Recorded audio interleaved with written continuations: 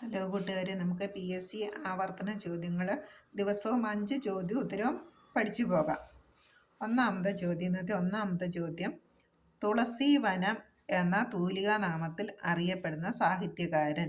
തുളസി വനം എന്ന തൂലികാനാമത്തിൽ അറിയപ്പെടുന്ന സാഹിത്യകാരൻ ആർ രാമചന്ദ്രൻ നായർ. എന്താണ്? തുളസി വനം എന്ന തൂലികാനാമത്തിൽ അറിയപ്പെടുന്ന സാഹിത്യകാരൻ ആർ രാമചന്ദ്രൻ നായർ. തുളസി വനം എന്ന തൂലികാനാമത്തിൽ അറിയപ്പെടുന്ന സാഹിത്യകാരൻ ആർ രാമചന്ദ്രൻ നായർ. രണ്ടാമത്തെ ചോദ്യം വൈക്കം മുഹമ്മദ് ബഷീറിൻ്റെ അനുസ്മരണാ ദിനം ജൂലൈ 5.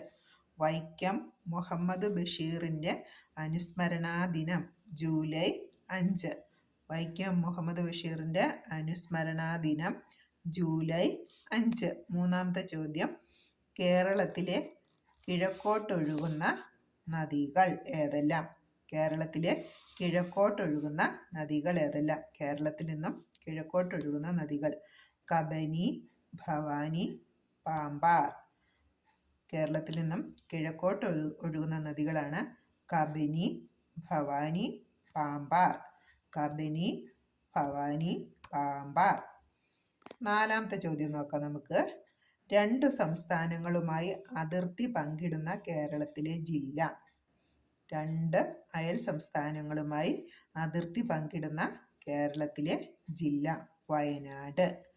കേരളത്തിലെ 2 അയൽ സംസ്ഥാനങ്ങളുമായി അതിർത്തി പങ്കിടുന്ന ജില്ലയാണ് വയനാട്.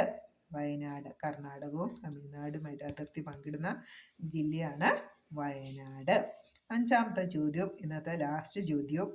ഇടുക്കി ജില്ലയിലെ ഇരവികുളം നാഷണൽ പാർക്കിൽ സംരക്ഷിക്കപ്പെടുന്ന മൃഗം. ഇടുക്കി ജില്ലയിലെ ഇരവികുളം നാഷണൽ പാർക്കിൽ സംരക്ഷിക്കപ്പെടുന്ന മൃഗം വരയാടുകൾ. ഇടുക്കി ജില്ലയിലെ ഇരവികുളം നാഷണൽ പാർക്കിൽ സംരക്ഷിക്കപ്പെടുന്ന മൃഗം വരയാടുകൾ. അപ്പം നമ്മൾ 5 ചോദ്യം 5 ഉത്തരവും പഠിച്ചു. ഒന്ന് തുളസി വനം ആരാണ്? ആർ രാമചന്ദ്രൻ നായർ. മുഹമ്മദ് ബഷീർ അനുസ്മരണാ ദിനം ജൂലൈ 5. കേരളത്തിൽ നിന്ന് കിഴക്കോട്ടൊഴുകുന്ന നദികൾ കബനി, ഭവാനി, പാമ്പാർ. കബിനി, ഭവാനി, പാമ്പാർ. കേരളത്തിലെ 2 ജില്ലകളുമായി അതിർത്തി പങ്കിടുന്ന കേരളത്തിലെ ഒരു ജില്ല 2 അയൽ സംസ്ഥാനങ്ങളുമായി അതിർത്തി പങ്കിടുന്നു. 2 അയൽ സംസ്ഥാനങ്ങളുമായി അതിർത്തി പങ്കിടുന്ന കേരളത്തിലെ ജില്ലയാണ് വയനാട്. തമിഴ്നാടും കർണാടകവുമായിട്ട് അതിർത്തി പങ്കിടുന്ന ജില്ലയാണ് വയനാട്. ഇനി 5ാമത്തെ ചോദ്യം നമ്മൾ പഠിച്ചത് ഇടുക്കി ജില്ലയിലെ ഇരവികുളം നാഷണൽ പാർക്കിൽ സംരക്ഷിക്കപ്പെടുന്ന മൃഗം വരയാടുകൾ.